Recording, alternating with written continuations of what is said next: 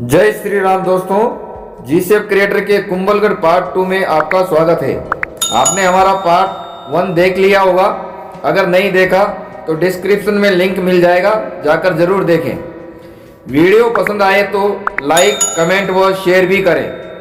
अब मैं आपको सबसे पहले जिस महान हस्ती ने इस अजय दुर्ग का निर्माण करवाया उनके बारे में थोड़ा सा आपको बताने जा रहा हूँ। वीडियो को बिना स्किप किए ध्यान से देखें और कुंभलगढ़ घूमने का आनंद लें। इस अजय दुर्ग का निर्माण महाराणा कुंभकर्ण यानी महाराणा कुंभा ने करवाया था। महाराणा कुंभा महाराणा मोकल के पुत्र थे। 1433 ईस्वी में गुजरात के अभियान पर जब राणा मोकल अपनी सेना के साथ जा रहे थे तो रास्ते में जिलवाड़ा नामक स्थान पर पड़ाव डाला।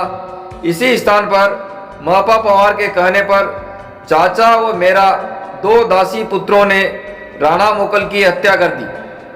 राणा मोकल की हत्या के बाद उनके 10 वर्षीय पुत्र कुंभा को मेवाड़ की गद्दी पर बिठाया गया। महाराणा कुंभा सन 1433 से 1468 तक मेवाड़ के राजा थे। भारत के राजाओं में उनका स्थान बहुत ऊंचा है। उनसे पूर्व राजपूत केवल अपनी स्वतंत्रता की जहां तहां रक्षा कर सके थे। कुंभा ने मुगलों को अपने अपने स्थानों पर हराकर राजपूती राजनीति को एक दोहरा रूप दिया। इतिहास में ये राणा कुंभा के नाम से अधिक प्रसिद्ध है। महाराणा कुंभा राजस्थान के शासकों में सर्वश्रेष्ठ थे। मेवाड़ के आसपास जो उद्धत राज्य थे उन पर उन्होंने अपना आधिपत्य स्थापित किया था।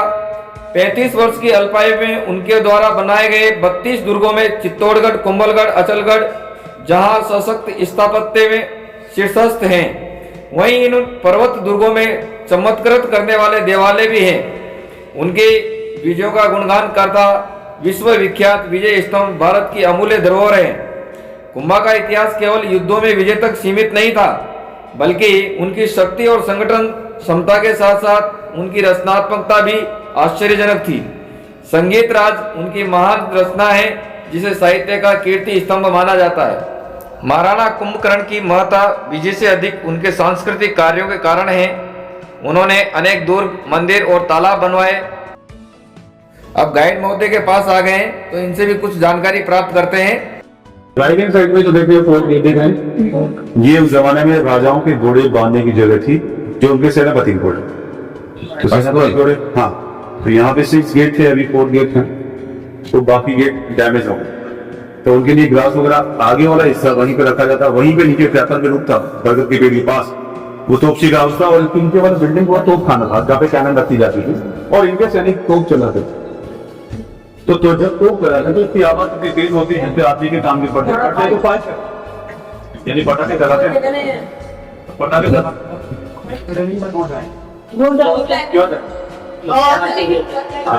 तो इसीलिए उस समय जब बत्ती जलाता तोपची बत्ती जलाकर पानी के नजदीक में जाकर खड़ा होता, वो देखता तोप छुट्टी वाली है, तुरंत वो आदमी अपने सर को पानी में डुबा देगा जिससे उनके कान के पर्दे बच जाए। एक पटाखे के अंदर 2-3 ग्राम बारूद तो उसल के तोप चलाते जिसमें 2-3 kg बारूद डाला जाता था, तो उसका आवाज कितना तेज है। इसलिए वो सैनिक अपने सर को पानी में डुबाएगा। जब धमाका हुआ वाइब्रेशन, तब जाकर वो आदमी अपने सर को पानी में बहाएगा। वहीं बगल में तोप खाने के पास बिल्डिंग में नीचे वहीं बना हुआ। तो ये गेट बनाई पावड़ापुर। यहाँ पे उस जमाने में राजाओं के मेहमान जो आते हैं उनका किलो पर पगड़ी स्वागत इसी गेट पर किया जाता। इसी के नीचे 2 होल हैं। सबसे पहले रेन वाटर, बारिश के पानी को स्टोर करते थे। जैसा जो पानी आएगा उस पानी को इकट्ठा किया जाता है। तो वहाँ एक कमरा है, उस कमरे में वाटर हार्वेस्टिंग प्लांट बनाएंगे जहाँ पे नदी की ये बनाएगा वाटर और जहाँ पे लोगों को पानी पिलाएगा। और वो है जल जिसको नहाना पड़ता है, जहाँ पे नहाना पड़ता है जल हुआ इस जलों के नीचे वाले वो 2 सीढ़ियां दिख रही है। उसके नीचे वाला नीचे वाला वाटर दिख रहा है। हाँ, ये नीचे सीढ़ियां जा रही है यहाँ से। तो अभी ये लेबर जो खड़ी है यहाँ पे रिनोवेशन चल रहा है, तो ये बहुत तरह से। और उसके ऊपर वाला भाग जहाँ पर नहाने का तो चित्तौड़ से पन्ना भाई उन्हें बचाकर यहाँ लेकर आए जब दिल्ली में मारने ऊपर में जो पैलेस है वो है बादल में, जो अभी चलेंगे वहाँ। इसका क्या नाम है? कटार।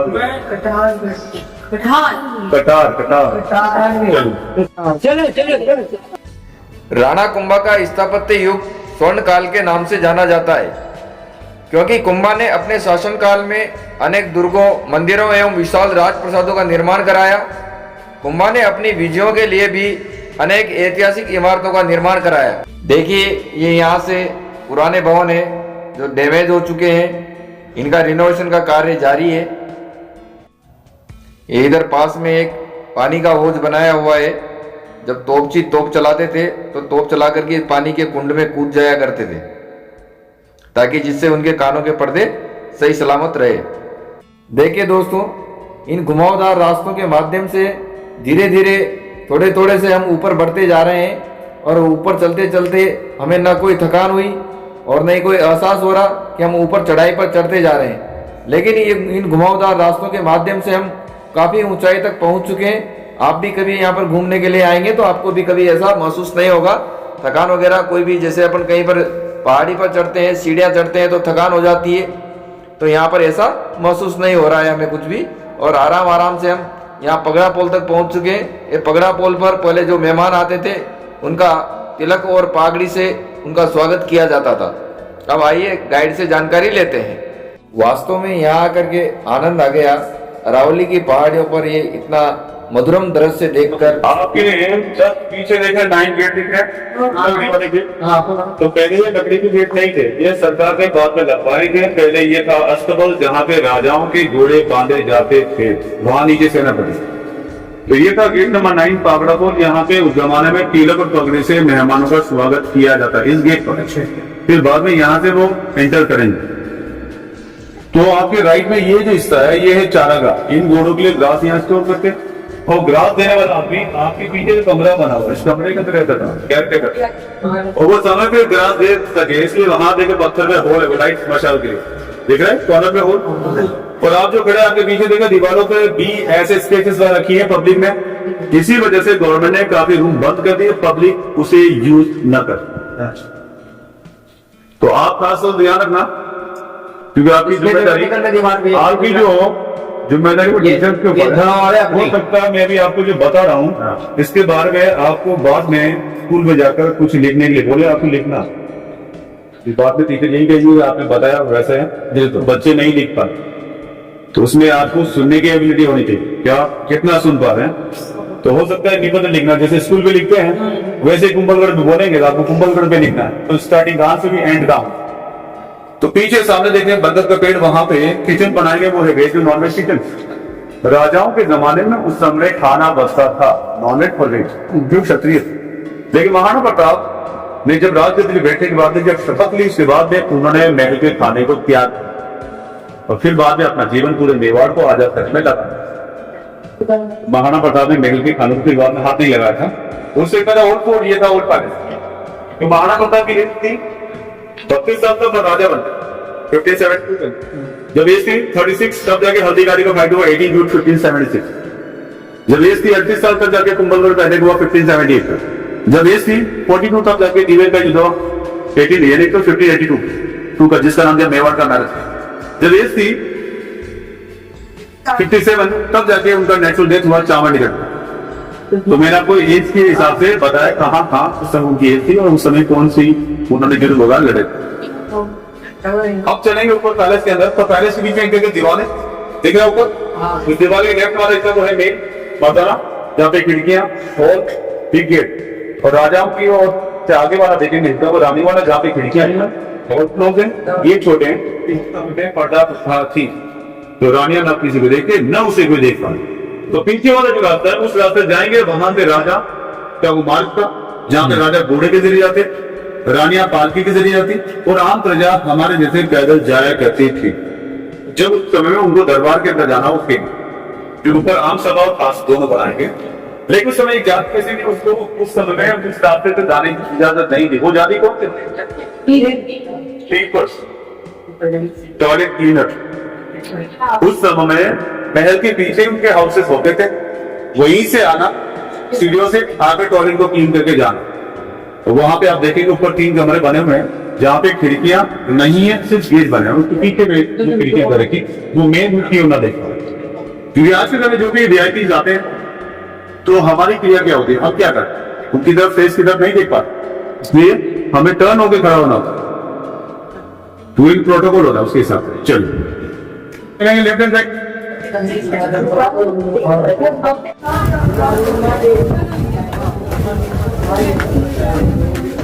इस दुर्ग में घूमने पर हम ये देख पा रहे हैं कि नीचे से जो दिखाई दे रहा था उससे कई गुना ज़्यादा स्पेस इसमें अंदर आने के बाद हमें दिखाई दे रहा है। जैसे कि बाहर से तो हमें कुछ भी इतना लंबा चौड़ा कुछ दिखाई नहीं दे रहा था, बाहर से मैंने आपको यहाँ का व्यू भी दिखाया है, लेकिन अंदर आने के बाद इतनी जगह है कि आप सोच भी नहीं सकते कि अंदर से ये महल और ये गढ़, ये दुर्ग इतना लंबा, इतना चौड़ा और इतना बड़ा होगा। अब हम यहाँ से बादल महल की तरफ बढ़ रहे हैं आगे। हमारे साथ में बच्चे लोग हैं तो ये साथ साथ में फ़ोटो शूट करते हुए जा रहे हैं। इनको भी बहुत आनंद आ रहा है और हमारे से पहले ही बहुत सारे तो बहुत आगे निकल चुके हैं। बहुत से बच्चे तो बादल महल के ऊपर तक पहुँच चुके हैं। दोस्तों, वास्तव में जिन्होंने भी इस दुर्ग का निर्माण करवाया वो वास्तव में कितने कलाकार थे और उनके विचार कितने ऊंचे थे, कितनी हाई लेवल के थे कि उन्होंने इस प्रकार से इतना शानदार गढ़ दुर्ग यहाँ पर निर्मित करवाया। धन्य है ऐसे महापुरुष। देखो अभी तो फिर चढ़ाई आ गई, अभी फिर ऊपर चढ़ना है धीरे धीरे। अभी इस चढ़ाई में पता भी नहीं लग रहा, थकान भी महसूस नहीं हो रही, लेकिन ऊपर जाते जा रहे हैं और अब थोड़ी देर में हम बादल महल के करीब पहुंच चुके हैं।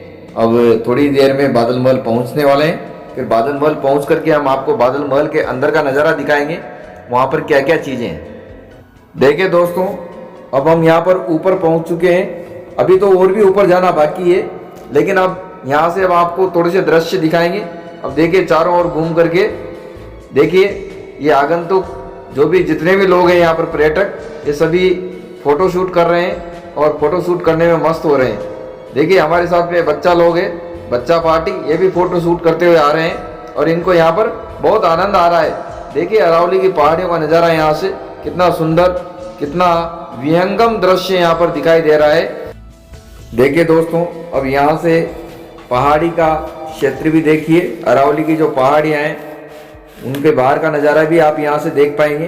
कितना सुंदर यहाँ से नज़र आ रहा है, जैसे देख रहे हैं तो बहुत आनंद आ रहा है। ऐसे दृश्य देखने में बड़े मनोहारी लगते हैं और इनको देखकर बड़ा आनंद आता है। इसको देख कर के बताना दोस्तों कि आपको ऐसा दृश्य देखने में कैसा लगता है। मुझे तो बहुत अच्छा लग रहा है और बड़ा मज़ा आ रहा है।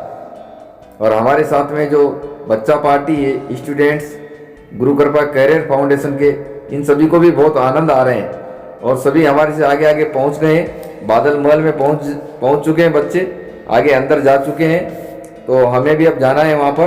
तो चलिए आपको भी वहां का अंदर का नज़ारा दिखाते हैं कि अंदर कैसा है, अंदर क्या क्या चीज़ें हैं। अंदर जहाँ तक शायद है बताया गया है हमें कि वहाँ पर एक मंदिर भी है भैरव बाबा का। तो हम चलते हैं, आपको भैरव बाबा के दर्शन करवाते हैं। चलिए चलते हैं अंदर। और देखिए ये बाहर यहाँ पर खेती भी हो रही है, यहाँ से बाहर से देख पा रहे हैं। तो अब थोड़ा सा मैं आपको अंदर ले जाकर के अभी अंदर भैरव मंदिर दिखाऊंगा, बादल महल दिखाऊंगा, वहाँ से बादल महल कैसा है, ठीक है। फिर वहाँ से हम अंदर जाएंगे, वहाँ पर रानियों के कक्ष, उनके बैठने के श्रृंगार कक्ष और सिंहासन वगैरह सभी यहाँ पर हम देखेंगे। यहाँ पर देखिए हम बादल महल के अंदर आ चुके हैं और ये आप पास में देख पा रहे होंगे भैरव बाबा का मंदिर है। और ये बादल महल के अंदर भैरव बाबा का मंदिर है। इस प्रांगण में लोग भैरव बाबा की प्रार्थना करते होंगे, यहाँ पर पूजा अर्चना करते होंगे उस टाइम पर। अब इसके इधर साइड में देखेंगे तो यहाँ से रानियों के कक्ष यहीं से नजर आएंगे। आप अपन को अंदर जाना है। यहाँ पर देखिए यहाँ से ये तवारे जो दिखाई दे रहे हैं इनमें हमें अंदर जाना है और हम अंदर जा कर के वहाँ पर देखते हैं ये रानियों के कक्ष, उनकी बैठक, सिंहासन, श्रृंगार कक्ष, शयन कक्ष, उनका डाइनिंग हॉल, ये सभी यहाँ पर देखेंगे।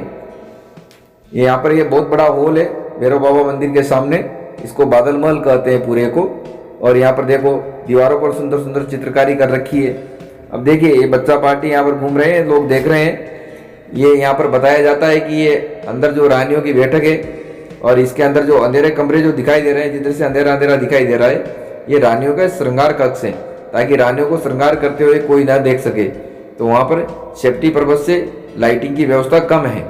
और बाकी जहाँ पर रानियाँ बैठक करती थी वहाँ पर लाइटिंग वगैरह का पर्याप्त व्यवस्था है, जैसे दिखाई दे रहा है। हम आपको अंदर भी जाकर के दिखाएंगे भी।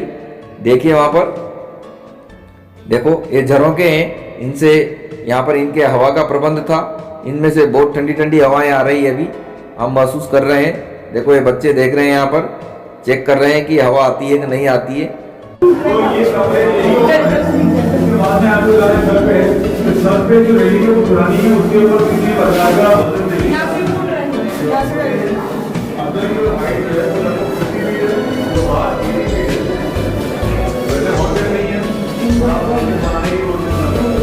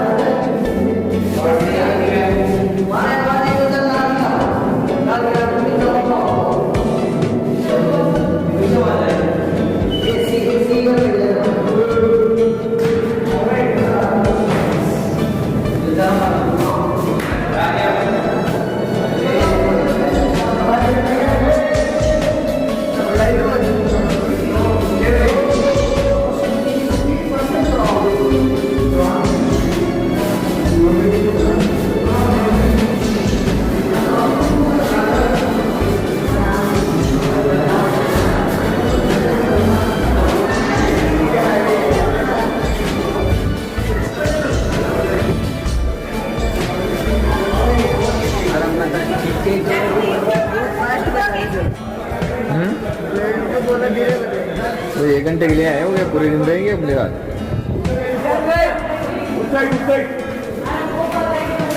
उस गेट से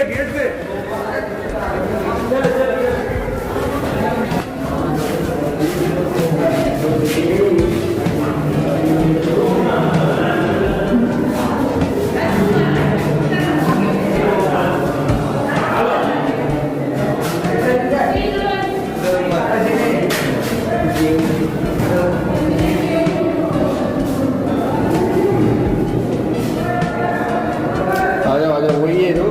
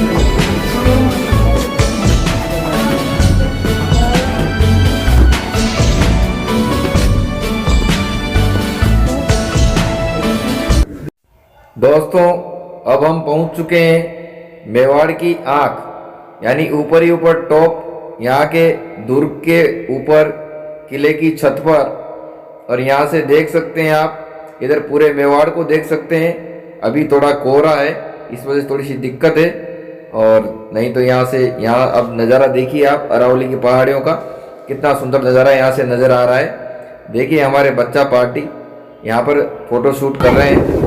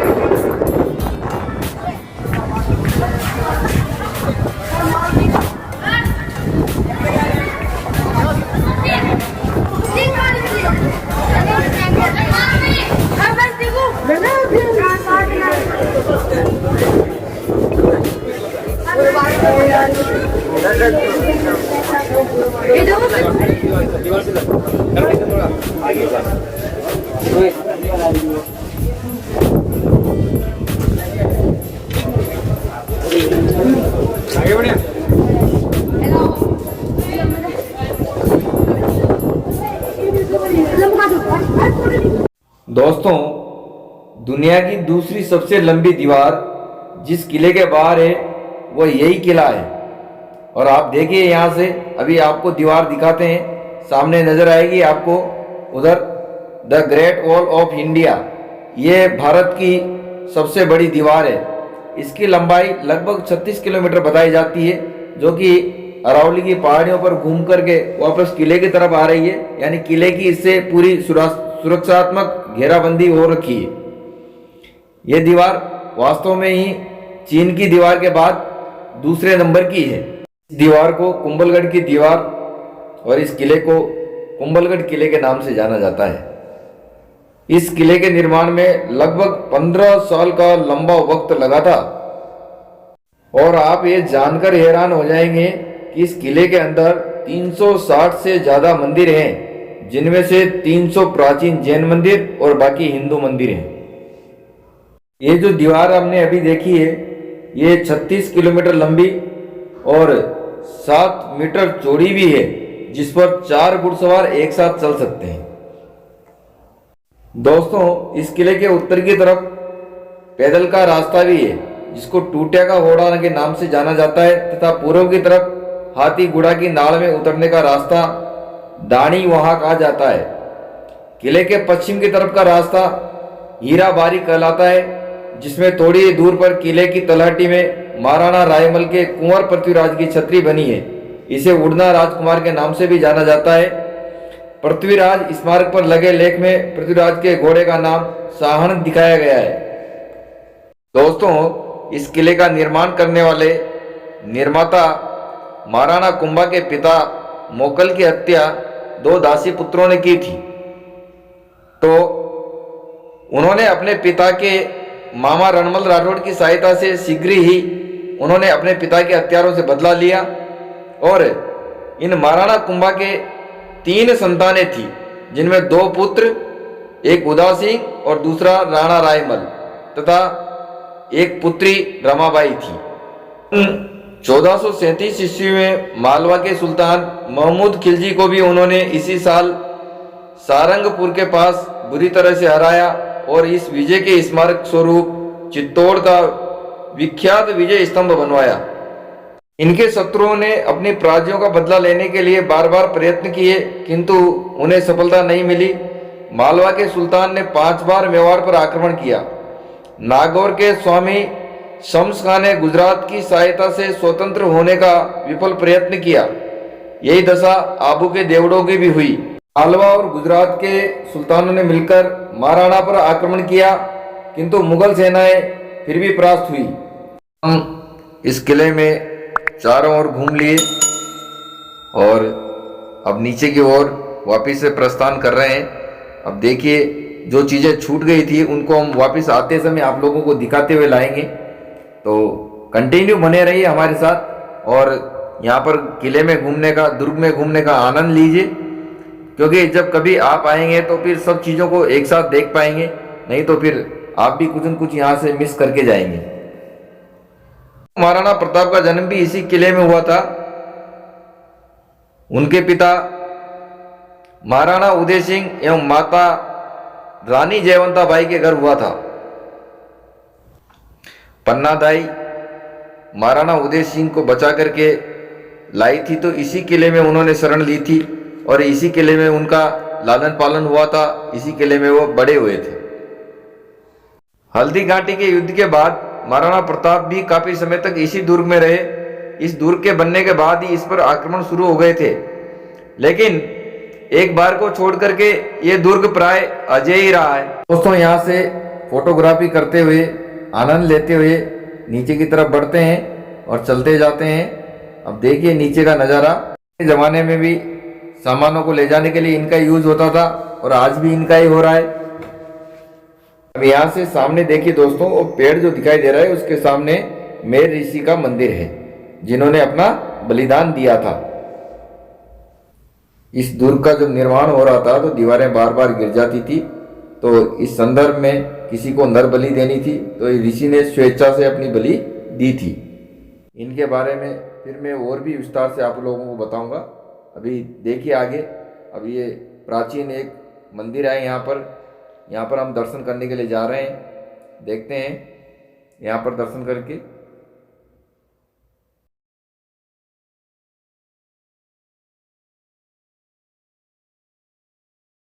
देखिए दोस्तों, अब हम यहाँ से सीधे नीचे उतरकर उस शिव मंदिर पर आ पहुँचे हैं जहाँ पर महाराणा कुंभा जलाभिषेक किया करते थे। यहाँ पर शिव जी की 5.5 फीट की शिवलिंग है और यहाँ पर महाराणा कुंभा बैठ करके उनका जलाभिषेक करते थे। अब आप सोचिए कि महाराणा कुंभा की हाइट कितनी होती होगी। और यहाँ पर शाम के टाइम पर 6:45 बजे 6:45 पर लाइट एंड साउंड शो होता है यहाँ पर। अब देखिए यहाँ से जिस महल से हम अभी निकल करके आए उस महल का नज़ारा यहाँ से देखिए आप, कितना सा छोटा सा जरा सा नज़र आ रहा है और अंदर जाने के बाद में कितना स्पेस इसके अंदर था। इस वजह से बाहर से जो आक्रमणकारी यहाँ पर आते थे तो उनकी नज़र इस पर नहीं पड़ती थी और वो इस पर आक्रमण नहीं कर पाते थे, और आक्रमण करने के लिए अगर आ भी गए तो उनको परास्त होना ही पड़ता था।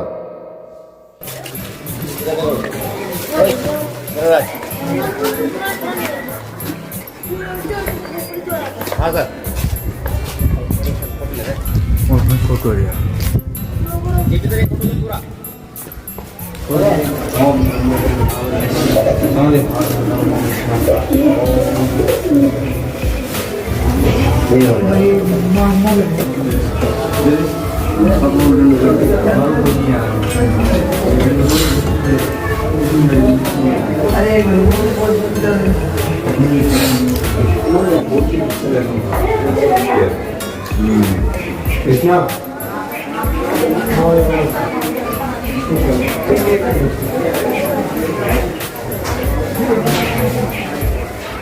अब हम यहाँ से बाहर निकल रहे हैं और कहाँ पर हमने खाना खाया और खाने में हमने क्या क्या खाया, यानी भोजन में किन चीज़ों का हमने आनंद लिया, वो भी चीज़ें आपको दिखाते हैं। और यहाँ पर जब हम भोजन कर रहे थे तो साथ में 2 बंदर भी आ गए थे, तो हमने उनको भी भोजन कराया और हमने भी आनंद लिया। दोस्तों देखिए, ये बच्चा पार्टी यहाँ पर कत्त बाफला का आनंद ले रहे हैं। 2 तरह के कत्त, चटनी और पुलाव। आपने भी कभी इस तरह के भोजन का आनंद लिया हो, कभी पिकनिक पर गए हो, एजुकेशनल टूर पर गए हो, तो कमेंट सेक्शन में कमेंट करके ज़रूर बताना दोस्तों। और नेक्स्ट वीडियो और आएगा। यहाँ से अब हम सीधे हल्दी घाटी पहुँचेंगे और हल्दी घाटी का नेक्स्ट वीडियो आप लोगों के लिए बहुत ही बेहतरीन होगा। आप देखिए, उसका भी आनंद लीजिए। अभी यहाँ से देखिए बच्चा लोग भोजन कर रहे हैं, तो यहाँ पर आप भी आनंद लीजिए इनके साथ साथ में। सब होगा। हाँ भाई, कैसे लगे? आने चाहिए मीठा है।